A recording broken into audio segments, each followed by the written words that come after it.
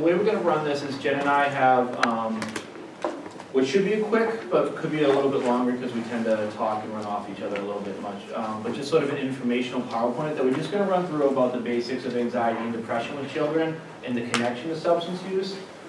Then we are going to jump into what we really want to just be is like an open Q&A. So just to hear from you guys as a crowd, like throw questions out and like let's talk about it as a group. If we happen to get crickets, we can run in and do more scenario stuff. We're hoping that, you guys are obviously giving up a Sunday afternoon to be here and kind of learn and absorb information. So to be able to throw information out there and have a discussion, based on what we share, or just questions that come up as parents. So just as an introduction, I'm Steve Howley. I am a school psychologist here at Scituate High School. I've been working on and off with the Coaliltion in Scituate since the inception, really, when it was just a small group sitting around a table, well before there was grants or anything like that. And I am a parent of a 2-year-old. And I'm Jen Lopes, the adjustment counselor at Scituate High School. There's one adjustment counselor at the high school, one at Gates, and then the elementary school split adjustment counselor. So if you are a parent of a child in Scituate, you should have an adjustment counselor that you can reach. So I'm an LICSW by training. I'm also the mom of 3 kids, one who's 20, one who's 16, and one who's 13.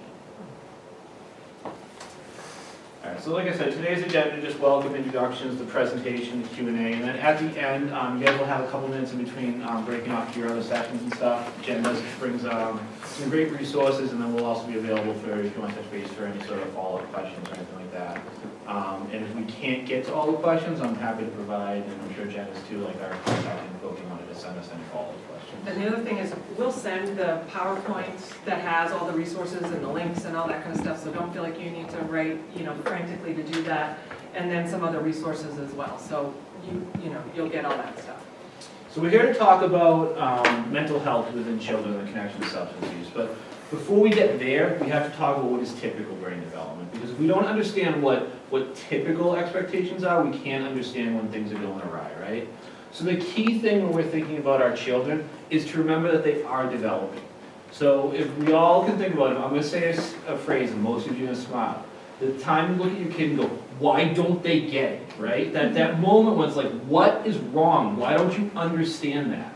And because the reality is, as full-grown adults, our brains are done developing. So we have all of the connections and the material up inside this head that we have until we hit old age and it starts to disappear again. But our kids aren't there yet. Our kids' brains, the outer part of their brain, the real complex part of their brain that helps with problem solving and perspective taking and understanding the world around them is developing. So naturally, our children, from the ages of 2 to 22, some of us even 32, are responding to the world in a much more emotional fashion because they're not, that outer, that problem solving part of the brain isn't yet developing if you think of it as a muscle. All of that stuff that Dr. Harris just said, Yeah. right? All that neurological It's jargon. there, it's real. So when we are addressing concerns with our kids, we have to have that lens, that like, they really are seeing the same book. They're reading the exact same book, but it's got a different language for them. It's saying, well, here's step 1, step 2, step 3 for us, and then I'm going to use that and make a decision. And they're saying, I feel like crap, and I don't understand that, and now I'm insecure and I'm going to respond. Exact same scenarios that we see differently. And then there's also this beautiful thing about children developing that they want to be independent, but they're still dependent on us. And so if you think about it from that developmental perspective, the human babies are born dependent on parents for a reason, because they don't have the ability to go out and right away, deal with flight or fright and run away or manage something. They're dependent on their community to protect them, but yet they hit 10, 12, 14, 16, and they're increasingly trying to push away from that, right? So we have this real challenging situation where it's like, they need us, they don't want us, we need them, we don't want them all the time, and how to balance that. And at the same time, they're making decisions and they're in a heightened emotional state, and we're trying to help them problem solve around it. So there's really these couple different lenses that we're coming at them from. If you remember nothing else, just remember that as your kids develop into adolescence and beyond, they're experiencing things with heightened emotions, whether or not they have mental health challenges. Their highs are higher, their lows are lower than we are. So when we hear about somebody looked at me cross-eyed in class and we're like, who cares? That could be devastating for them. right? Because they really are. They're at a much higher emotional reaction response than we are on a daily basis. So before we jump into talking about anxiety and depression, let's talk about why we're here today. And why mental health and the substance abuse piece. One is because mental health challenges are a direct risk factor for substance use. It's just one of those things that could lead to substance use and could lead to substance abuse. However, as you're going to see in a second, we talk about the onset of different challenges. Substance abuse is a diagnosed challenge, but mental health challenges are easier to identify and easier to support. So if we start to see mental health concerns with our kids, it's much easier to hit it head on then than it is to wait until they're acting out or until they're abusing substances to manage it. The other part of it is the beauty is that many of the things that we can do as parents to support mental health is also the exact same strategies we can use to prevent substance use. So the very last slide that was talked about eating dinner together, being aware of who your kids' friends are, that not only helps with substance abuse prevention, it's also some of the stuff we can control to help support mental health development and emotional well-being. So there's a direct connection between the strategies that are used. All right, so I was talking about not only is it easier, so this can be kind of alarming, but it kind of helps frame what mental health challenges are. So stuff like anxiety disorders, mood disorders, they're what we call internalizing challenges, meaning they happen within the person. We don't see them, right? So someone, and we'll see a video in a second. I could really hate public talking. I don't, I'm fine speaking in public, but I could really hate it, and I could be like shaking inside right now, like fragmented. And you might not see it because it's internalized. Like that anxiety could be internal. Depression's a mood disorder, same thing. If I was having a really crappy day and I was really down on myself and someone, and you might not know that, right? Because it's happening within inside. And then as you get more into behavior disorders like ADHD, and then they can become conduct and stuff like that, substance abuse disorders, these are things that happen externalized, like they're outside of the person and we can absorb them. So if I'm going home drunk every day to my wife, she can see that. She might not see that I'm stressed, but she can definitely see if I come home every day drunk, right? So they're externalizing challenges. It's much easier to hit challenges that are internalized because they're within the person. They're not impacting, there's not a lot of outward conflict, but they're harder to see. There's also a lot more research about how to manage these ones. Once they become substance abuse disorders, there's a lot more behavior involved, and it's a lot tougher to manage what's causing it, as well as supporting the externalizing behavior. Am I you guys catching on what I'm saying then? And I also, so we're talking about anxiety disorders, right? And kids who struggle with anxiety, some who may have been diagnosed and some who may not. But I guess the point of this slide is that oftentimes you see those symptoms as early, oftentimes around 6 years old. Does that mean intervention happens at 6? Usually not. Usually you're seeing intervention way down the road because that kind of kid isn't acting out at school, and you're not getting phone calls from, teachers and principals, and until and not that you may or may not be recognizing that either. I mean, you may be writing this off to, this is this kid who's just a shy kid, and maybe that's true, but when does it cross the line and kind of become an anxiety issue versus just kind of an introvert or those kinds of things? But that's why, I mean, you did your dissertation stuff on, it's very rare that kids would get intervention right off the bat, but oh my goodness, what if we were intervening, for kids in all these ways, when we first started seeing symptoms, and how does that change the outcome in terms of treatment? All right, so speaking of not liking to be in front of others, we are looking for, let's see, that's a good 4 to 6 volunteers that want to come up and do a quick little activity. No talking, no nothing. No asking But questions. we do no need role to play. stand in a circle and be willing to look a little foolish. Thank you. Thank you, brave souls.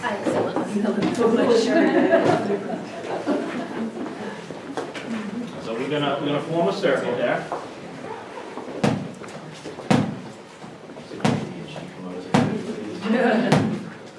Okay. So what we're going to do is we're going to throw the ball across to someone, pay attention to who you throw it to, and then who you receive it from, because you're going to repeat the pattern over and over again. So what's your name? Diane. So if you're going to throw the ball to Diane, and then she can throw it to Karen. Karen can throw it to Susan, and Susan can throw it back to you. So you're always going to catch a ball from Susan and throw it to Diane.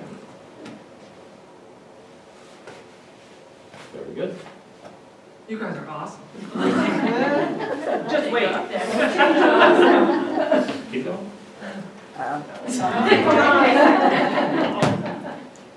Yeah.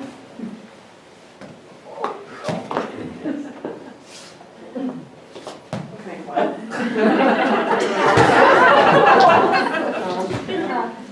Oh, sorry. Sorry.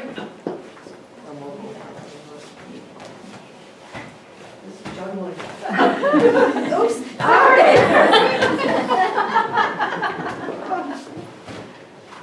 Want to pile up? That will purposely make it impossible. A little faster. I'll do this next week, I swear.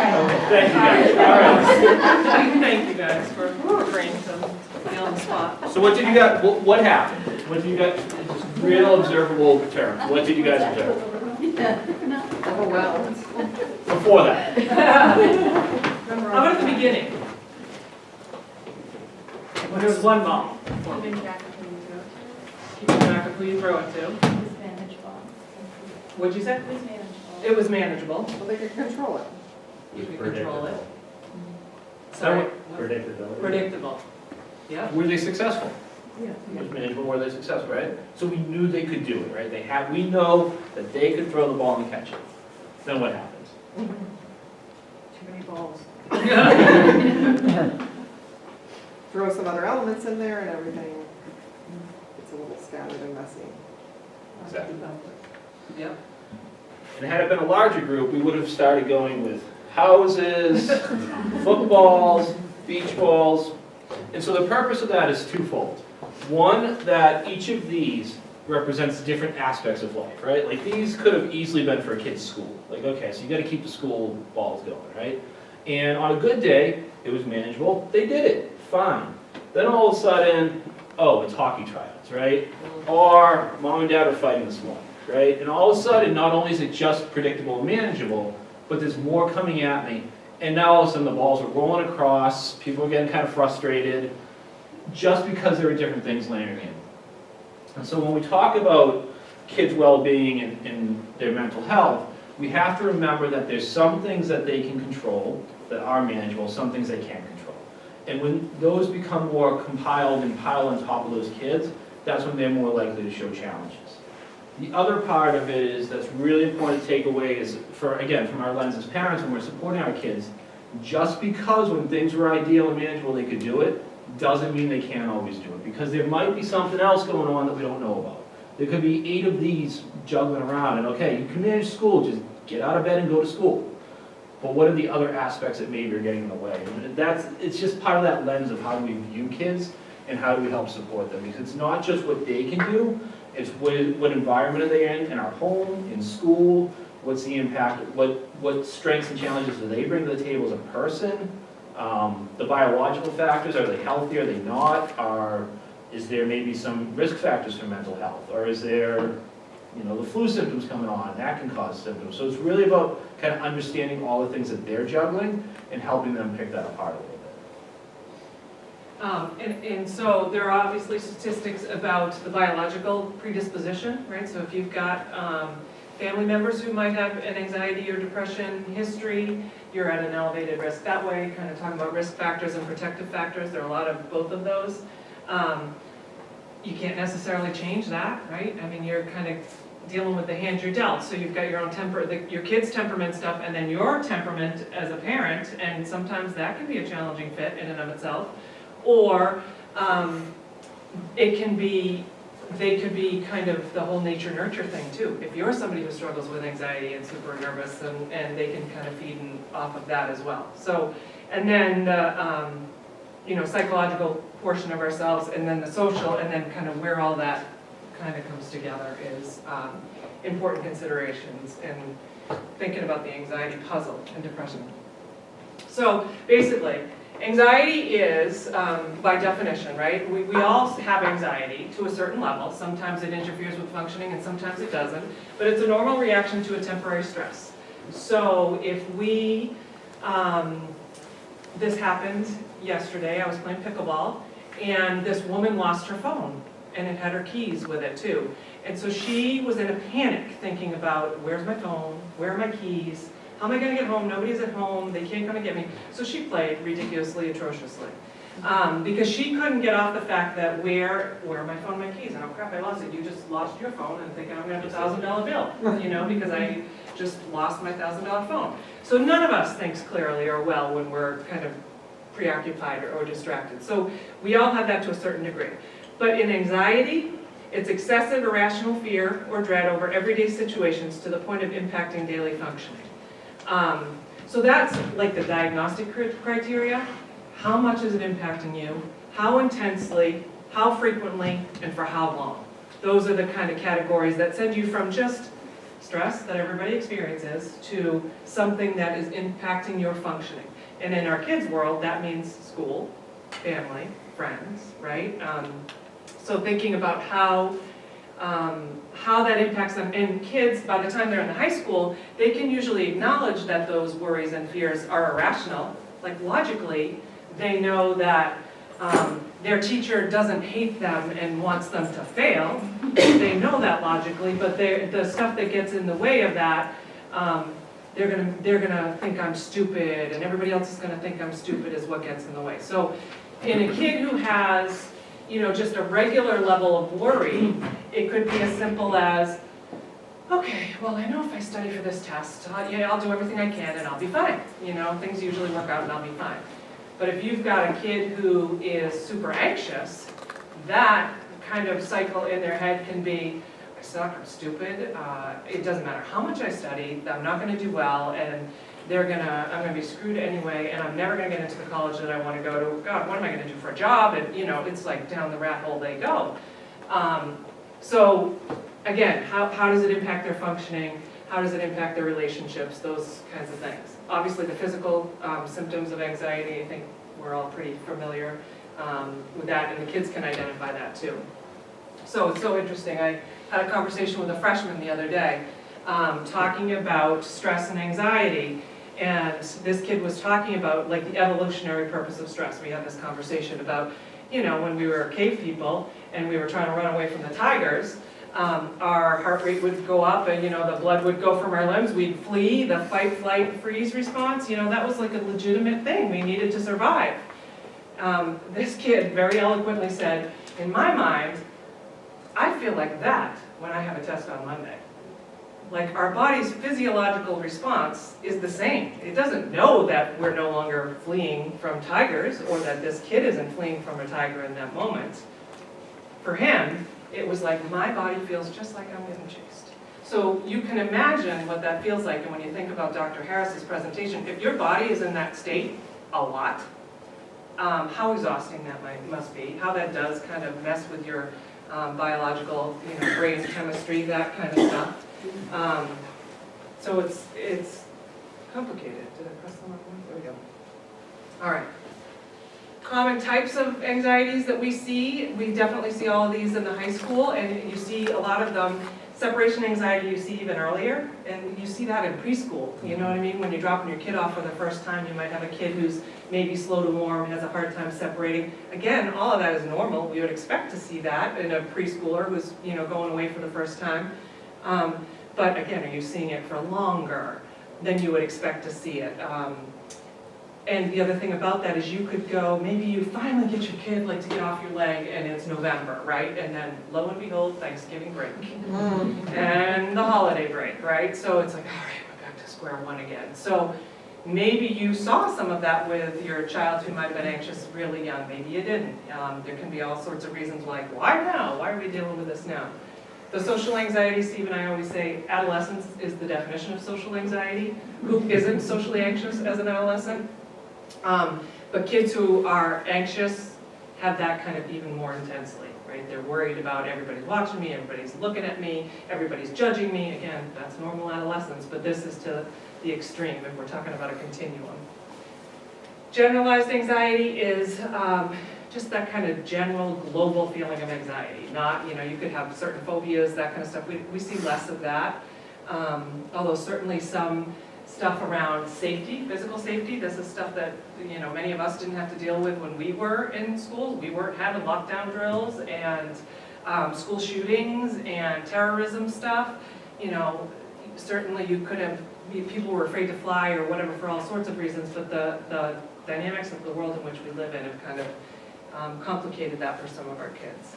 Panic disorders, we see a fair amount of that, although the kids throw that term around like it's, you know, M&Ms, like, oh, I just had a panic attack, and it's like, no, you just like got a little nervous and wanted to leave, but didn't. So, and they also throw around OCD, oh, my mother's so OCD. It's like, oh gosh, if you really knew what it felt like to be OCD and having to check and recheck, you know, your stove 45 times before you go to bed, you wouldn't throw that language around so lightly because it's truly exhausting. So we do see all of the, we do see all of those. I know I should let you do this part of it. So this is to remind Jen and I to talk about that the mental health side of things, it doesn't just impact how we feel about things, it truly does impact how we approach each day. So this is in reference to a talk Jessica Minahan's, a local social worker who consults with schools, and she put out some research about so working memories of cognitive functions. It's how when we hear things, our brain's taking it in and filing it or ignoring it. Like some of you might be filing what I say, and some might just be ignoring what I say. And our brain's going through that cognitive process. The more anxious we get, the less that cognitive process is available to us. So if we're hyper stressed, our brain can't even take in the information. And there's different impacts that anxiety or depression can have on the cognitive functions, but it's a good example. It's not just, okay, I feel this way, but I'm going to go through my day. It's no, I feel this way, and my brain's literally not the same today because I feel this way. My heart rate isn't the same because I feel this way. Like not just the biological piece, but that cognitive piece. And so when we think of kids in school, kids working with you guys at home, going to practice, if they're hyper emotional that day, it's not just the fatigue of the emotions. It really does impact how they're managing learning, taking in their day. And Jessica Minahan talks about how you lose 13 to 20 IQ points in an anxious moment, right? Again, so if you lose your phone, you know, then you're not able to focus on your test in that moment or whatever. And I think that also explains why Steve and I, or you all, can go, okay, so when your brother is driving you crazy and you want to haul off and hit him, what can you do? Well, I could walk away, I could, you know, go tell you, I could go in my room. They can name all the things, but in that moment, out the window. Yeah, I'm gonna hit him. Because I'm not thinking clearly, I'm not processing and problem solving in that moment. So I think that's when we see kids who are in our office who are like that too, it's the same thing. Like, okay, now they can talk about all those things that they could have done, but they couldn't do it in that moment. And then just to jump to depression real quick. So the reason we're hitting on anxiety and depression is twofold. One, they're the most common by far of the diagnoses that kids may or may not get from a mental health professional. They're also one and the same in the child's brain. So very, very, very few cases of someone that's not an adult being, you know, diagnosed with anxiety, not having depressive symptoms, or vice versa. But one, because the brain can't differentiate at that level, but also like what our society asks kids to do. If like I'm really sad and don't feel good about myself, that's gonna suck and I'm gonna feel anxious about it. Or vice versa, if I have social anxiety or I have these irrational fears, I'm gonna beat myself up because of it. Whereas adults, we can kind of manage that a little bit better. So the ones that are underlined are the key symptoms of depression. You know, and when we obviously those depressed thoughts, those always feeling sad, but to a point where we feel so down on ourselves that it impacts our daily function. We literally feel hopeless, like we can't get out of our own way. And it's, again, you know, it's amazing how many mental health, how much the verbiage of mental health is in the lexicon of kids today. We're like, oh, I'm so depressed, oh, I could kill myself. But it's just kind of what they say, whereas, you know, maybe they're sad, maybe they broke up with their boyfriend or girlfriend, or maybe they didn't make the Little League team or something. But this is a period of like 2 weeks of like, I'm hopeless. This is never going to get better. It really is not going to get better for me. That's actually higher function depression. At the more concerning level or lower functioning is that really decrease in energy and the irritability. Like really, especially with males, real intense irritability. That they can't even tell you where they come from. They might be a different person for a couple of weeks and they don't realize it. But all those things are kind of what define depression, but again, it's about that period of time. When you think about your kids, going through that period of 2, 3, 4 weeks of really feeling hyper irritable or really hopeless and needing that support. Then there's other things that go along with it, and so these are sort of your life functionings. I know this is really small, so I'll read them out. But these are more typical of any mental health concern. Feeling restless, difficulty concentrating, difficulty with sleep, appetite.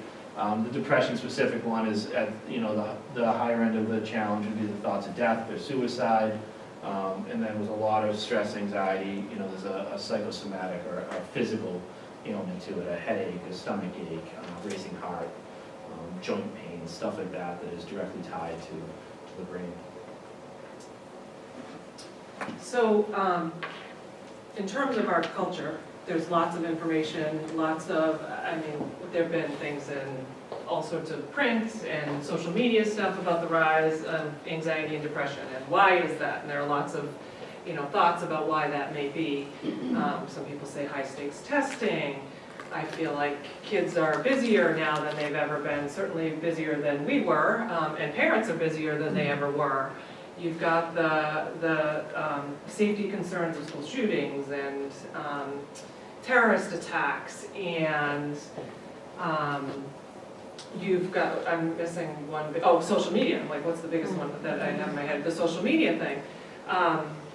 And you think about how if we were having a bad day, we could go home, even if you were a kid who was bullied, you could go home and get a break from that.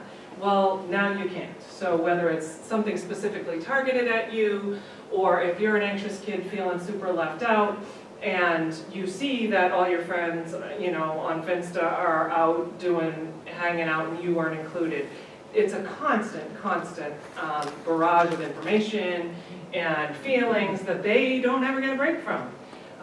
So that certainly has complicated things, and I know I can't tell you how many kids I meet with a week who are concerned about a friend. They go to bed at night worried about if their friend is going to commit suicide, because they're talking all night long with their friends about this stuff. So if there's somebody that is having trouble, they feel like they are responsible to stay awake and talk this person through. And I am always encouraging them to get an adult, whether it's a parent or an aunt or somebody that they trust to help intervene, because I'm guessing that many of your children have gone to bed at night worried for somebody else, and that's a really heavy load to carry. So, and then the next morning, hopefully that person is okay, but then everybody's sleep deprived and nobody cooks well when they're, haven't slept well, all of that stuff. So, why now? Are we researching it better? Or, there are a lot of factors, I think, and I think we're just now starting to get research into trying to understand that a little bit better. But the reality is, what can we do about all that? We're not changing social media. Are our kids going to get any less busy? Are we going to get any less busy? So trying to think about what is within our control as adults, and how do we help teach them the skills to manage all that stuff, because all that stuff's not going anywhere. That's the bottom line. So every year, so there's several surveys that happen within the town of Scituate and within the Scituate Public Schools. Some happen with the students, there's a variety of them, some happen outside of the school system. So this is just sort of a snapshot of some of the different symptoms that our children are currently reporting. So this is fairly active data that happens every year. And what we do is Jen and I go through and pull out the ones that are directly tied to symptoms of mental health, like we talked about earlier. So 63% of males and 83% of females in grades 4 through 12 report that they worry a lot. So that constant feeling of worry, that would be a symptom of anxiety. 42% of students in grades 4 through 12 report having many fears and being easily scared. Again, a symptom of anxiety. 10% of students in grades 4 through 12 report that they would almost always rather be alone than with people of my age. That's a very high concerning. That could be related to, that's an anxiety-based question, that questionnaire, but it could also be related to depression. But this is a snapshot, purposely not just of like 9 through 12 grades. This is grades 4 through 12, really showing that in some instances, a majority of our students are sharing these symptoms to a high degree of mental health challenges. It doesn't mean they have a diagnosable challenge or or disease at this point, but that they have these concerns that are going on that need to be recognized and supported. How many people took the study? Was it the whole student, like the whole student body? The or was it strengths and just like- difficulties? I think that one was full, I think that was every grade. That one was every grade. That was the one where we paid Dr. Green. This was 2 I'm in years. Cohasset, so I'm just curious. I think that one was 2 years ago and it was every They grade. did every grade, every Um, student too? Yeah, I think so. I mean, not every, Well, obviously they don't but- have 100%, but it was a large percentage. percentage. I think that one we didn't get great percentage of parents that filled stuff out, you know what I mean? I think they did a parent component too. But the luxury of doing it in school is that we have the structure to be able to say, okay, now everybody pull up their phones, there's technology being used to our advantage, and taking that report. And then every year we do the youth risk behavior survey, and that, a lot of those statistics that Anne Marie was referring to with Dr. Harris's that are Scituate specific, or I know Cohasset does it too.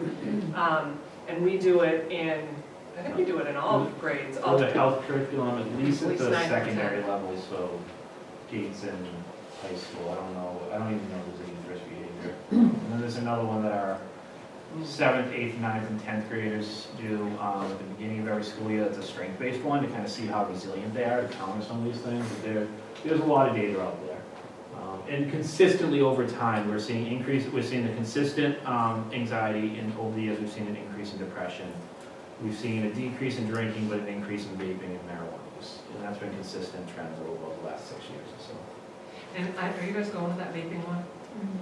Yeah, because I gotta say, the vaping is out of control, and it's not just in Scituate, but, you know, and the kids will tell you, everybody's vaping. Well, not everybody's doing it, it's like 40% or something, that's still an outrageous amount, but some of them are doing it in the classrooms, some of them are doing it in the bathrooms, we're trying to kind of tackle that as a district, and certainly at the high school and junior high, it's pretty prevalent, so how do we put, deterrents in place, and how do kids, who want to just go to the bathroom and don't have to worry about what they may find there. So we're working on that for sure, but it's alarming. And so somebody leaned over and asked me, how much are they using when they're vaping? And, one of those pods, a jewel pod, is a pack of cigarettes. Well, I had a kid about a month ago say he was smoking 3 pods a day, 3 packs of cigarettes a day. And it's hard to measure that in some ways because they're all sharing it, so they don't really know how much they're getting. And they think it's just juice or vapors. That's what the younger kids say. There's nothing wrong, Mom. It's just like cotton candy. No, it's chemicals. Juul as a company has Juul. just recently taken down at least 3 flavors Yeah. that are marketed towards kids, and they're changing their Facebook presence, I believe, too. Yeah. That's just in the news in the past week. Recently, yes. Yeah, there's a And they also said that they were gonna take it out of convenience stores. Yeah, and just have it in vaping stores, Our kids get it online. the, Online. They get a Visa gift card and they get it. Yeah, don't ever give Amazon or Visa gift cards To for kids. presents. Yeah. They can just go to CVS and buy one. but wait a minute, then it's coming to your home though. Mhm. Yes. No. Or they do it to a friend's house, or, whatever. They're smarter than we are. Yeah. Can we skip the video? Okay. So just, we're gonna skip the video real quick. It'll be in the slides we send out. Maybe we'll come back and see. It is powerful. It's a news anchor that had never had issues around anxiety, and he has a panic attack on the air. And then he gives a follow-up interview, I believe it was 2020, about his experience of recognizing what that was, and then how he dealt with it. And it's pretty powerful to hear an adult be like, I felt just so vulnerable, I wanted to crack, and I was so scared. And that was after he realized he had a panic attack. It's a good insight, but We don't have time to see it? we might come back to it, because I wanted to see what questions pop up and stuff like that. And I also want to get to what can we do about all this stuff, and then we'll go back to it. So anxiety, depression, trip up. Some of the things that as adults supporting kids, we tend to get caught up in or do, by mistake or because we care, or that the kids are doing on a regular basis that are tripping themselves up. Both us as adults supporting them and the kids themselves, one of the major challenges is the overreaction, right? Like we see our kids struggling and we just want to shake them till they do the right thing, right? We get stressed ourselves, we get sad, we get angry, we don't understand their behavior, we overreact, we get angry, we want to change it overnight.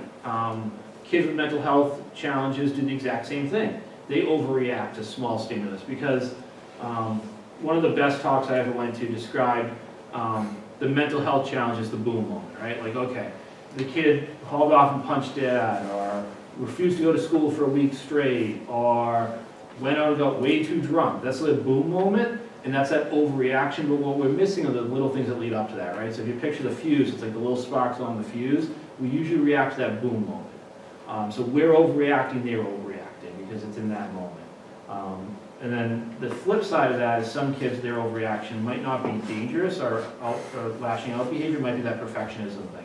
I need to be perfect. I screwed up, I need to be perfect. I need to get to school every day on time, do all my homework, I need to just focus, hyper-focus. Now, in reality, they don't have the cognitive skills in that moment, they can't do all that, they're not going to, but they're just hyper-focused on making everything perfect because they made a mistake. So those overreactions are some of the biggest trip-ups. So we get a lot of that at the high school where a kid who a B might as well be an F. Like that is such distorted thinking, right? Like I'll never get into the college that I want to go to because I just got a B. And that's pretty prevalent in a community like this where there is such pressure to achieve certain things. That's a big one that we see. Another one that's really big for us as adults is kind of what I hinted at with that demonstration is that confusion about why can't they do what I know they can do, right? Why can't they be happy? You know, they're always happy. Why can't they be happy? Why can't they just get up and mow the lawn? Why can't they? And it's those times of not making excuses for them, but when they have those moments where they just really can't.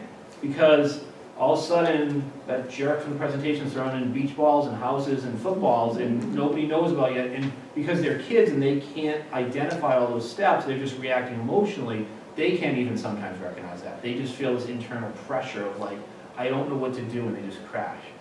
Then they may sort that out. They may finally get a good night's sleep. Their phone dies, thankfully, and they're offline for a day or two, and all of a sudden they can do what they can do again. But then as adults, we're really confused by that, especially when we haven't started to recognize that maybe there's a social challenge going on or an anxious challenge going on. And we work with teachers around that all the time because teachers will be like, well, how come they can do this and they can't do that? Well, it's because of that. You know what I mean? Sometimes the conditions aren't perfect, and there are other things that are in the way. And I think the thought distortions, I think all of this stuff are areas that we can help teach kids because you will hear, I'm sure, we hear a lot like, oh, everybody was staring at me, right? Like, or I sat down at the cafeteria table and everybody hates me, everybody got up to leave. And if you start kind of peeling back the layer of the onion and kind of challenging that a little bit, well, tell me what happened. And it turns out that one kid got up to throw their trash away and then came back, right? But again, these kids distort all that. That's a very legitimate thing, but they perceive it, and then it becomes kind of this self-fulfilling prophecy, and it becomes a memory. Like, everybody hates me, everybody was avoiding me, nobody wants to sit with me. So helping them to recognize that, kind of challenging some of that stuff, we'll talk about that. Teaching them that not every, that catastrophizing, like, oh, that sounds like breaking that down for them. And going to the negative, these types of kids are definitely kind of hardwired that way. And then the avoidance thing, right? So avoidance is the worst thing in the world you can do for a kid with anxiety. Because it does bring temporary relief, right? Let's think about if I hated speaking in public and I called in and said, oh, I'm sick, I can't do this today, and I didn't come, I would temporarily be off the hook that way. But if I had to get up and do this presentation tomorrow, I'm no better prepared or no more comfortable, no more able to tolerate those uncomfortable feelings that I was when I avoided. So it brings this temporary relief, but it doesn't teach the skills and the capacity that I can do this, and how do I do this? Easier said than done. And you're not going to do that in that moment. Like, Steve would not be able to talk me off the ledge and say, you can do this, blah, blah, blah. Again, with a kid who's dealing with just regular kind of nervousness, you can. But with somebody who's, in that full-blown anxiety mode, it's really hard to reason. So what do you do, and maybe this is a discussion for later, but when a child is at that state, but if you're trying to push them, it almost pushes them over, so you don't want to avoid it, but when you get back to it, Yeah, how can you help them get beyond? yeah. Hopefully you're doing a whole lot of the teaching outside of the anxiety moment, right? Because when my phone's missing, I don't wanna hear like that you left it or you could have, you know, like I just wanna figure it out. So you've gotta do a lot of the preparation. And with these kids, let's face it, you're doing the teaching, you're doing the preparation, but it's a fine line between teaching and preparing and overwhelming, right? Like I had this friend who had these little kids and she would be like, okay, so we're going to grandma's house for Thanksgiving and here's who's gonna be here, blah, blah, blah, blah, blah, blah, blah.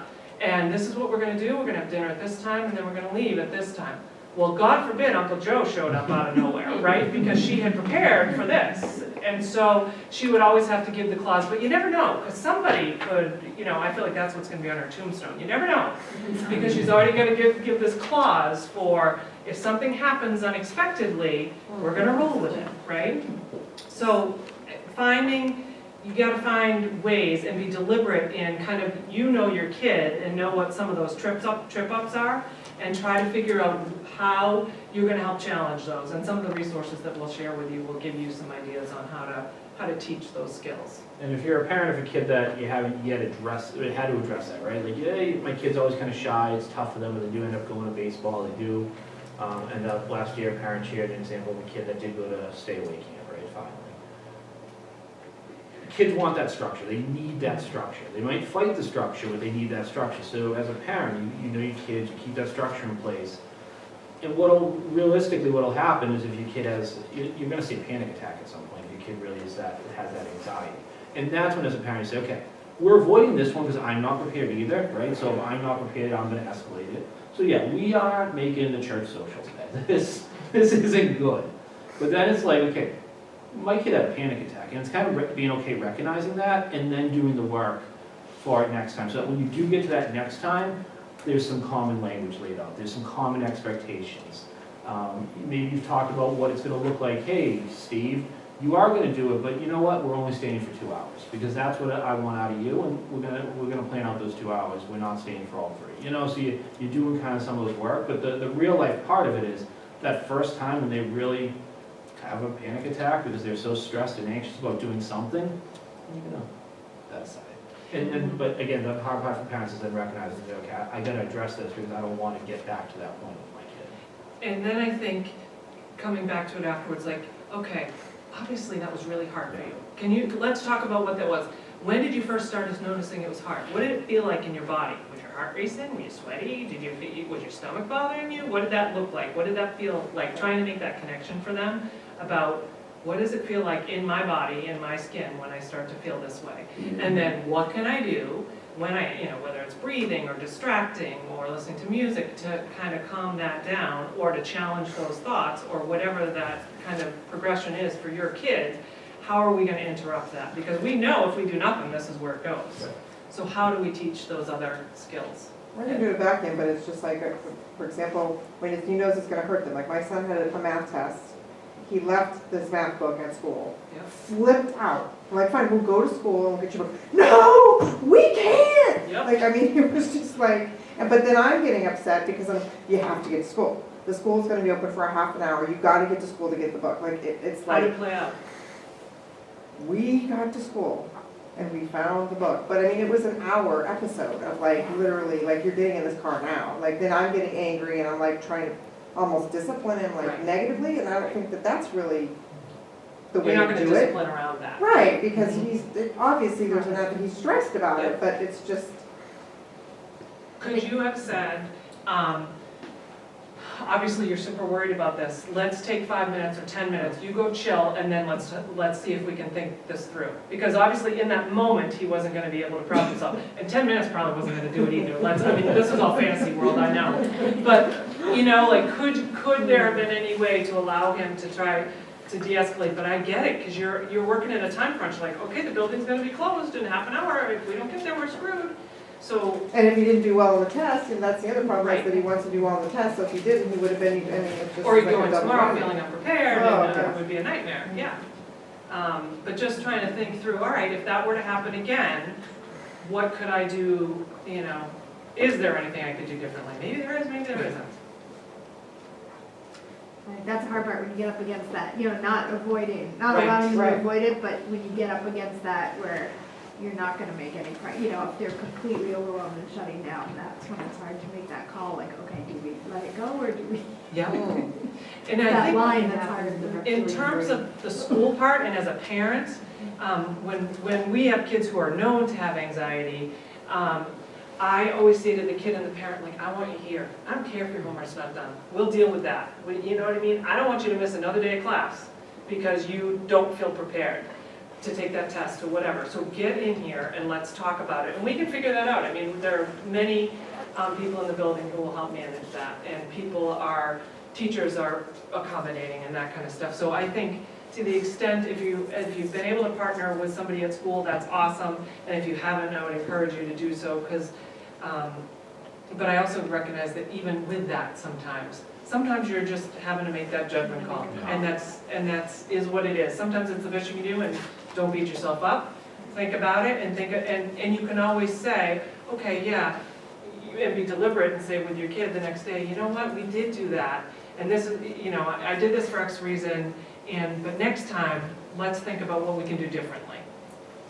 I think it's hard sometimes to do that shutdown, like you said, oh no, I didn't do my homework, I can't go to school, I can't do that Right. shutdown, like, that's it, I can't, there's no solution, it's not the end of the world. Right, and in that moment, it feels like there is no Right, solution. they think like their teacher's gonna lose it. Yep.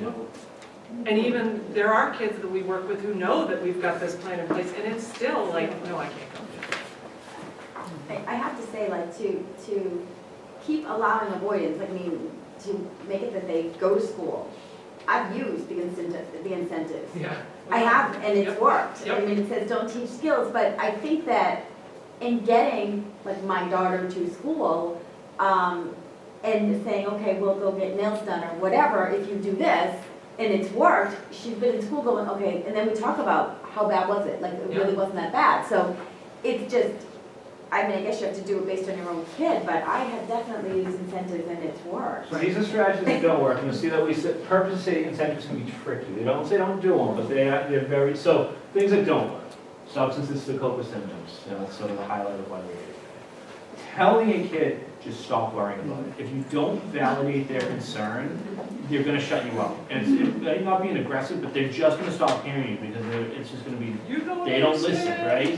And they don't feel like anybody listens anyways. Never mind if they take that lead to tell you something. We already talked about the avoidance.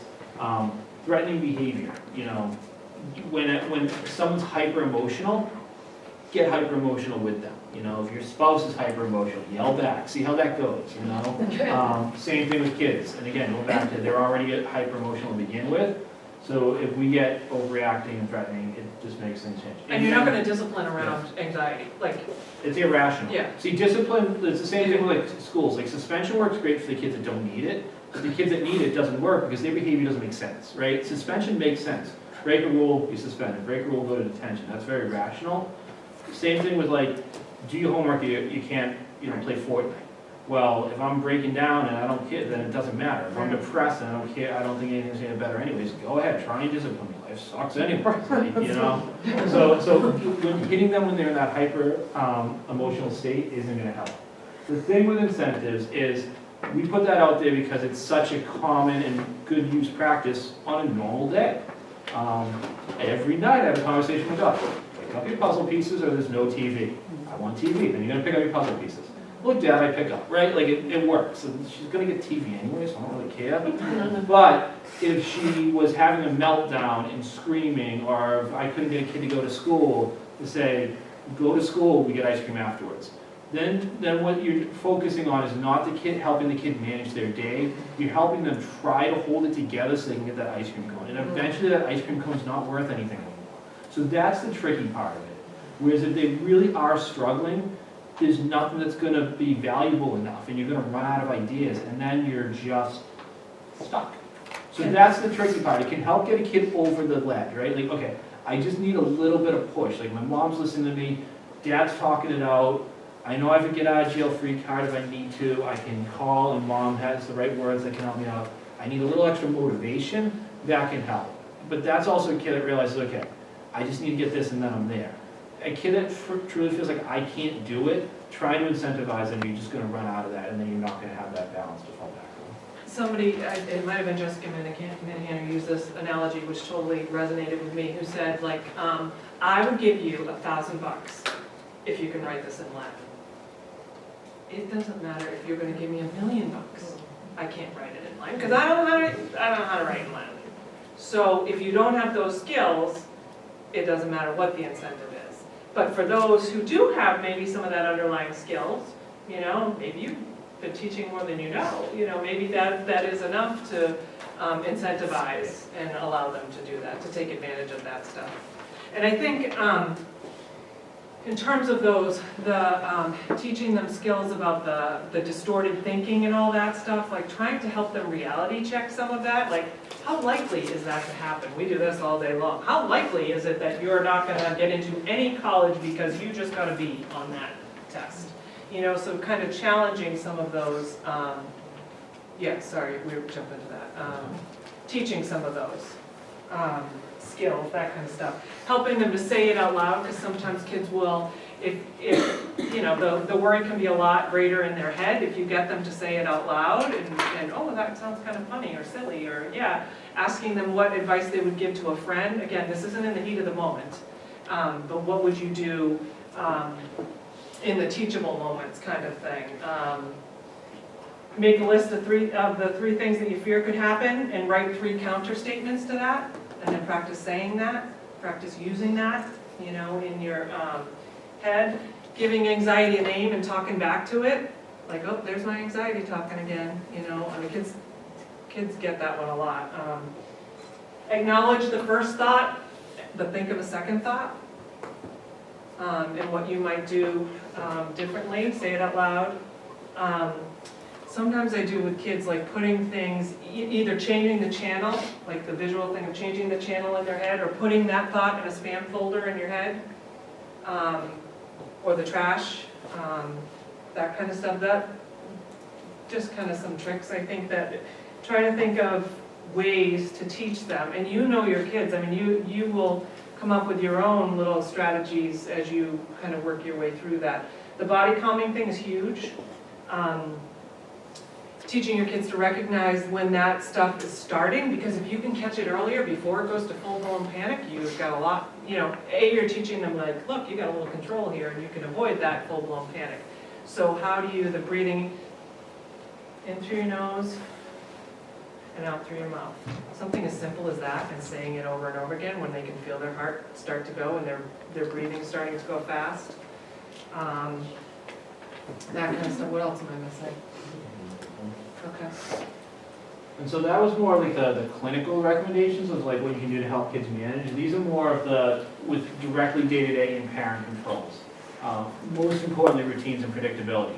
They feel out of control, routines and predictability help them feel in control. So thinking about, going back to what we heard about like eating dinner as a family, or bedtime routines, homework routines, anything like that, that is they can predict what their day will look like, is going to help them when they feel those times that they can't. They feel out of control. Do what we say, not just say it. Really model it. That if we are going to tell our kids to, have positive outlook on things, to engage in positive self-talk, to go to yoga, to be calm, to do deep breathing, that we're also doing that stuff. Healthy eating, that bedtime routines, being structured ourselves, and really modeling that. If we think back to, for any of you guys that haven't been in my situation for a while with a toddler, think back to how much they learn just by watching you. That doesn't change. We learn just as much, if not more, from the nonverbal communication, so really modeling that stuff. Focus on healthy living, as I just said, eating, sleeping, hydration, all that stuff, because so much of this is biological. Our brain is a muscle, so we need to take care of our bodies. Get off the damn internet. And I mean that from 2 points. One, Jen already hit on the fact that our kids are growing up in a society where they can't get away from their social stressors. They can't. I say this all the time. I used to have to call my friends and talk to the mom and say, is Paul there? To talk to someone, right? And then if he had some crap to sling, then I called someone else and was like, you should hear what Paul's saying. And half the time I didn't get through. They're inundated with it. It's 24 hours a day that they're just in that hyper-stressed mode and they don't even realize it. But they're also accessing information that we could never have accessed. Very good friend of mine the other day was telling me a story of her 7th, very polite, well-to-do seventh grade son of hers heard a derogatory term for female, and my friend didn't think it was appropriate to share what it meant with him. I was, okay, it's fine, let's Google it. And so if we don't work with, first of all, we're not sharing and talking with our kids, they're gonna get the information, and trust me, if you wanna go online right now and type in, should a 14-year-old smoke weed, you're gonna find enough websites that'll say yes, whereas most human beings would say no.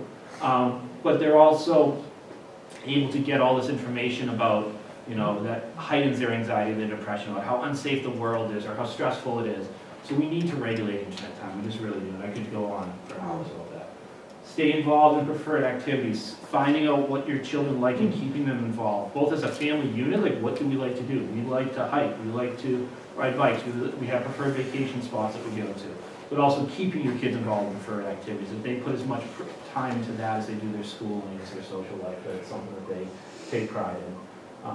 And ensure time for positivity that are non-contingent on behavior.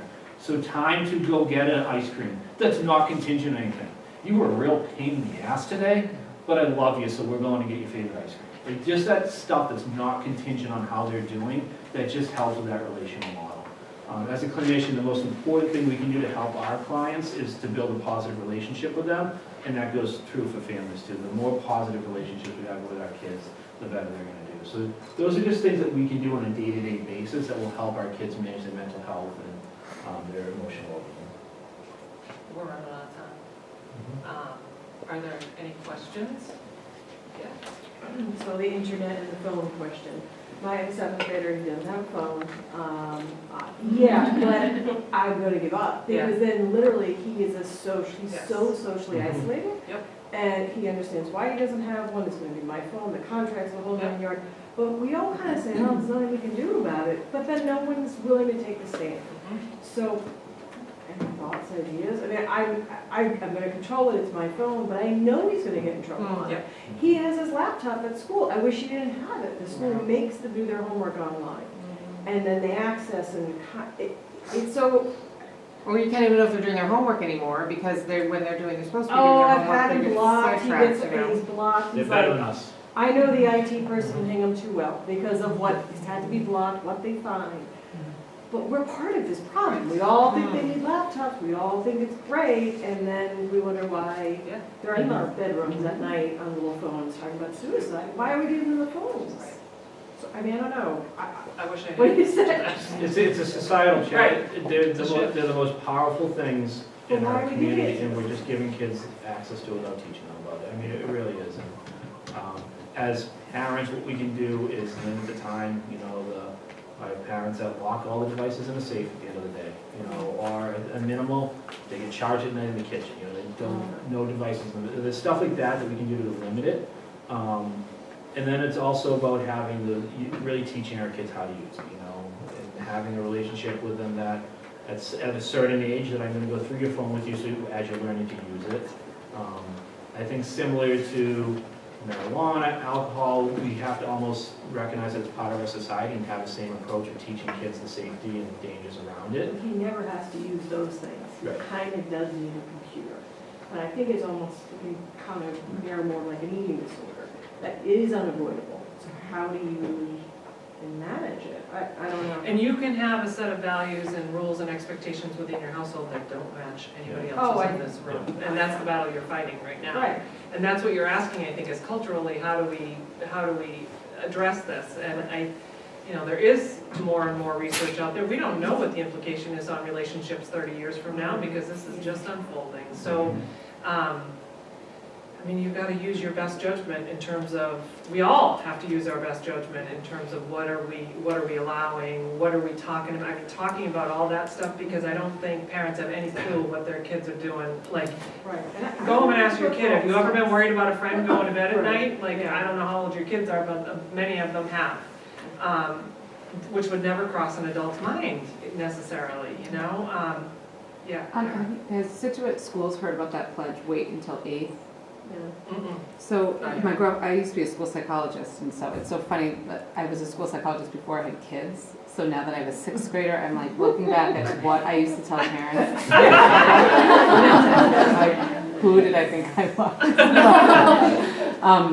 But my girlfriend is a school psychologist in a district in Connecticut, and they do this, and it's called Wait Until 8th. And so I'm doing it with my son, he's in 6th grade, and I'm gonna like do my very best. And I might give in next year in 7th grade, but I think it's, what I'm just maybe putting together right now is what the doctor had just said was, kids that don't use substances until they're older, they have a less increased risk of developing substance abuse disorder as an adult. That for the very first time woke me up to the fact, like, kids that are self-medicating, who have anxiety and depression, of course, drinking or marijuana or nicotine or whatever, like, I can see this now, and I almost think maybe that's what that pledge was. Whatever the research was that in 8th grade, you're more socially responsible. Dropped it this year. We had a whole group in Hingham that were gonna do it. I think people just need to keep doing it. Because I think parents just get lazy. We're like, we yell at them about getting to school on time, like we punish them during, I knew that, like, that's not a teachable moment. You can't yell at you have to validate their feelings, but unless you know what to do to like proceed, that, the antecedent is, so it is, I think just parents we don't want to stick to our guns. It's easier to give your kid a phone in 7th grade, but if the research says wait until 8th grade, I just wondered if this district, this is a really supportive, Scituate like gets an idea and then we just like run with it and Run away. I really. No, the phones Hey, I don't it's have the time. same No, way. not you personally, but honestly, It's I hard wonder to if take SEF yourself will off. take that. So I heard the round of applause, I see parents going, so I think we should start dismissing people. My kids are older. I have one in college and one who's a senior. I did wait. I was the worst mother in the world, by the way. And she was the last person in her whole grade to have a phone. She is addicted to the thing, but I still enforce no phones at the dinner table. And my college student came home and had her phone right here. And I saw it lit up and I said, "You're not in school, put the phone away." And she did. And I don't get any bunk about that, but it is definitely an uphill battle. It's up to you to be consistent and persistent with it. And parents, we have to put our phones away too. Yeah, absolutely. Thank you very much. Thank you.